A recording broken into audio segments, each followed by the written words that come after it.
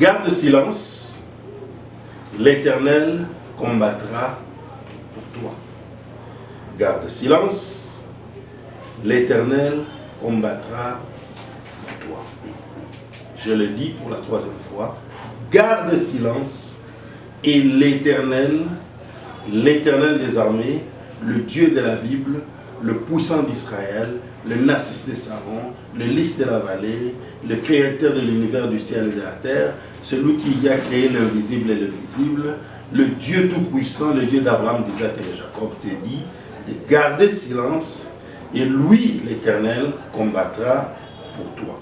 Ce passage, il est écrit dans le livre d'Exode, chapitre 14, verset 14, c'est écrit, l'Éternel combattra pour vous et vous gardez le silence. Dieu est en train de demander aux enfants d'Israël de compter sur lui, d'espérer en lui, de garder silence. Parce que lui, l'Éternel, il sait qu'il va combattre pour les enfants d'Israël. À qui est-ce que l'Éternel est en train de parler?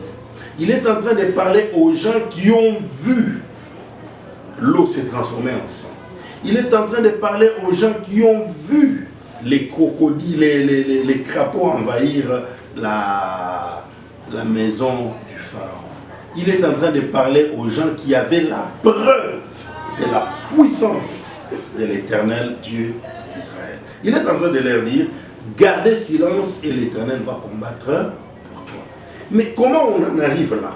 Dieu dit à Abraham, il dit, la terre où tu as mis tes pieds, la terre où tes pieds sont maintenant, je te le donne à toi et à ta descendance après toi. Mais celle-ci sera esclave pendant 400 ans et après je leur sortirai de là avec ma main forte et je leur donnerai enfin cette terre sur laquelle tu es. Cher ami, dans la marche avec l'Éternel, il faut de l'endurance. Sans endurance, tu ne marcheras pas avec l'Éternel. Dans la marche avec l'Éternel, il faut la foi. Sans la foi, tu ne marcheras pas avec l'Éternel. Dans la marche de l'Éternel, il faut l'espoir. Sans l'espoir, tu ne marcheras pas avec l'Éternel. Quand on fait la liste de ceux qui ont marché, des héros qui ont marché avec Dieu, ils ont eu la foi, ils ont eu l'endurance, ils ont eu l'espérance. Et ils ont eu l'espoir. Dieu dit, tes enfants seront esclaves quelque part. Mais comment est-ce que ces enfants-là, les enfants d'Abraham, arrivent à devenir esclaves quelque part? Regardez, ils sont à l'aise à Canaan. Ils sont à l'aise, ils ont à manger, ils ont à boire. Mais comment Dieu va les faire sortir de là pour les amener en Égypte, là où ils vont rester 4 siècles, et afin de les sortir de là pour les placer sur la terre qu'il avait promis à Abraham, à Isaac et à Jacob. Comment est-ce qu'on en arrive là? Il fallait qu'il y ait un Joseph. Il fallait que ce Joseph-là soit détesté par ses frères. Il fallait que ce Joseph-là soit trahi, vendu, rendu esclave par ses frères. Parce qu'il fallait que quelqu'un précède les enfants d'Israël en Égypte pour leur préparer la place afin de les recevoir. Vous voyez?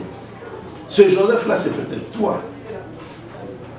Ce Joseph-là, c'est peut-être toi. C'est-à-dire, tu as une vision, c'est-à-dire qu'il y a une prophétie dans ta vie, c'est-à-dire, Dieu a dit quelque chose dans ta vie, mais ce que Dieu a dit, cette vision-là, pour que ça s'accomplisse, il faut qu'il y ait un Joseph quelque part en train de manipuler l'histoire, de manipuler les événements pour t'amener de Canaan en Égypte et de l'Égypte à Canaan. Vous voyez? Dieu te demande de garder silence parce qu'il va combattre pour toi. Mais regarde les étapes par lesquelles tu vas passer jusqu'à t'amener à être devant la mer Rouge et Dieu te demandait de garder silence. La semaine qui commence, le mois dans lequel nous nous retrouvons, Aujourd'hui, ce mois d'août, l'Éternel te demande de garder silence et il va combattre. Silence ne veut pas dire inactivité. Silence ne veut pas dire passivité. Non. Ça veut dire garde espoir. Ça veut dire continue à croire. Ça veut dire continue à travailler. Ça veut dire continue à pousser. Et pendant ce temps-là, tu gardes ton espoir que l'Éternel va te sortir de là.